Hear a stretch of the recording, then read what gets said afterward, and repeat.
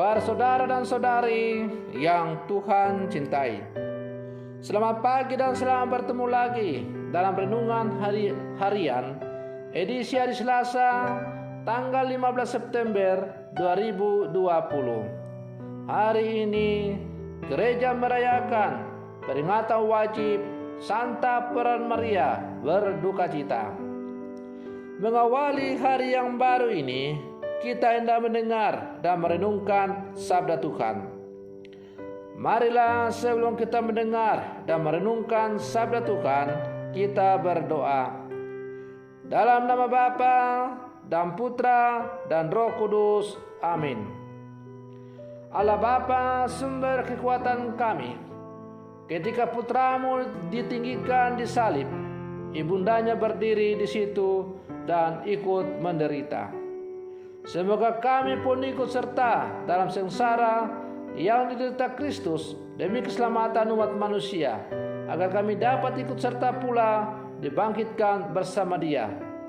Dialah Tuhan dan pengantara kami, kini dan sepanjang segala masa.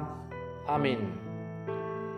Para saudara dan saudari yang Tuhan cintai, sabda Tuhan yang hendak kita dengar dan kita renungkan pada peringatan wajib Santa Perawan Maria Berdukacita diambil dari Injil Yohanes pasal 19 ayat 27, ayat 25 sampai 27. Tuhan sertamu.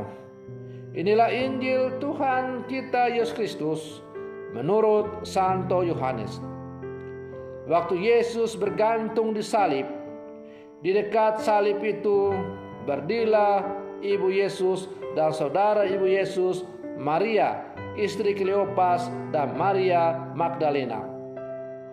Ketika Yesus melihat ibunya dan murid yang dikasihinya di sampingnya, berkatalah ia kepada ibunya, "Ibu, inilah anakmu."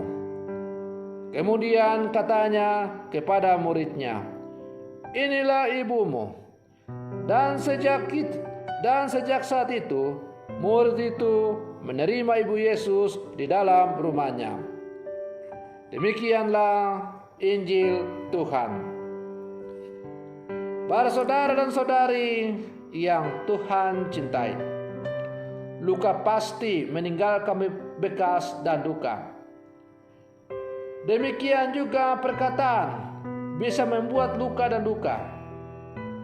Peringatan Santa Peran Maria Berdukacita ini mengingatkan kita bagaimana sikap seorang Kristiani dalam menghadapi luka dan duka yang ada dalam kehidupan kita. Dalam segala hal, Maria selalu memasrahkan seluruh pergumulan hidup yang ia alami kepada Allah yang ia imani. Maka kalau hari ini gereja secara khusus mengenangkan kehidupan Santa Peran Maria, banyak sekali penderitaan. Kita diajak untuk merenungkan bahwa banyak sekali penderitaan yang dialami Maria di sepanjang perjalanan hidupnya bersama Yesus anaknya, dalam karya agung menyelamatkan manusia dari dosa.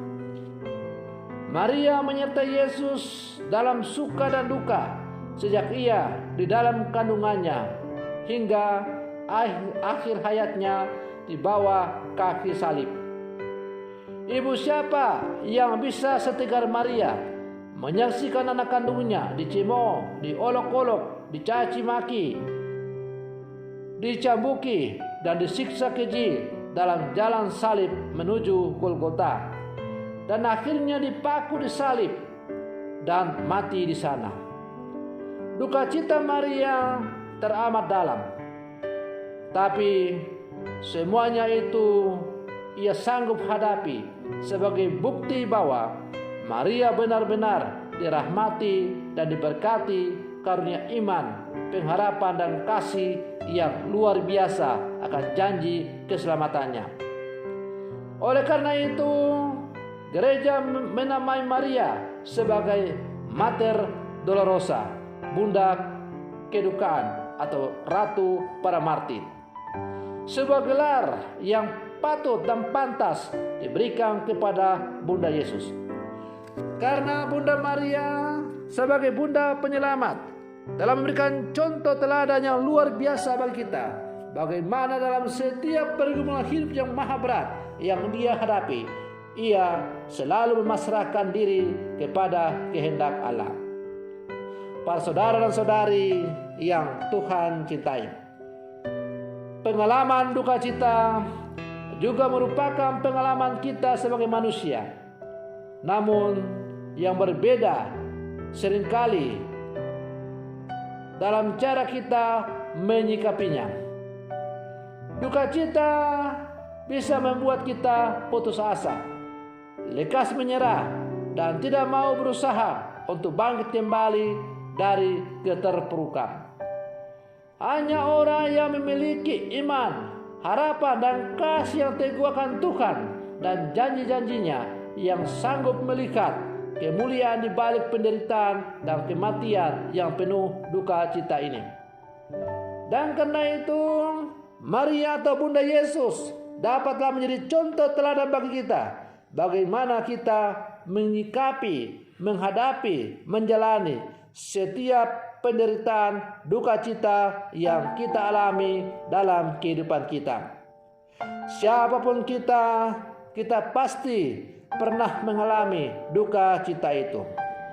Entah kita berduka cita karena kita kehilangan orang-orang yang kita cintai, entah kita duka cita karena kita mengalami musibah yang menimpa kita, atau berbagai pergumulan hidup lain yang kita alami yang membuat kita sering akhirnya mengalami tantangan yang berat.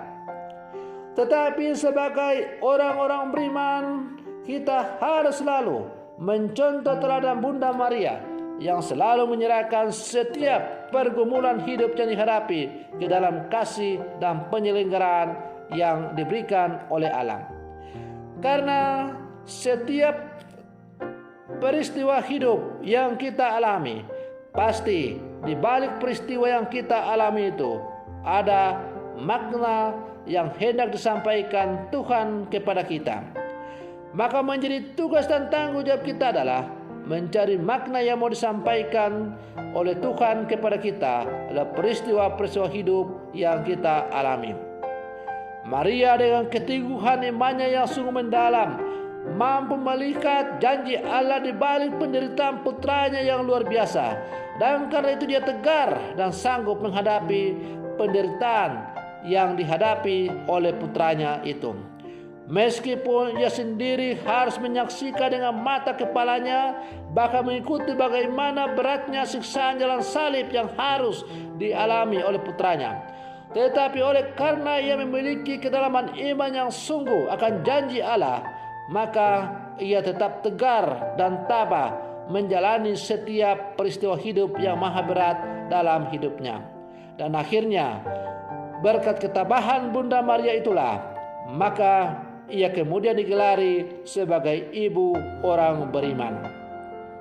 Para saudara dan saudari yang Tuhan cintai, sebagai murid-murid Yesus yang hidup di zaman sekarang, derita adalah merupakan bagian yang tak terpisahkan dari hidup kita sebagai orang beriman.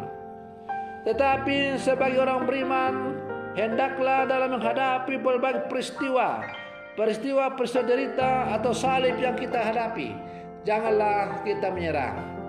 Kemarin kita baru merayakan pesta salib suci, di mana kita diajak untuk merenungkan bahwa salib itu adalah merupakan sumber dan rahmat keselamatan bagi orang yang percaya. Hari ini kita diajak untuk merenungkan dan mencontoh teladan Bunda Maria sebagai ratu orang yang berduka cita, supaya dalam setiap penderitaan yang kita hadapi, hendaklah kita selalu memasrahkan diri kepada kehendak Allah. Jangan pernah menyerah untuk selalu mencari kehendak Allah dalam setiap peristiwa hidup yang kita hadapi. Maka marilah dalam seluruh kehidupan kita terus berjuang untuk mencari kehendak Allah di setiap peristiwa-peristiwa hidup yang kita alami. Semoga permenungan saya ini semakin menghantar kita untuk menjadi orang-orang yang semakin beriman, sebagaimana dicontohkan oleh Bunda Maria kepada kita. Semoga demikian. Selamat pagi. Tuhan Yesus memberkati.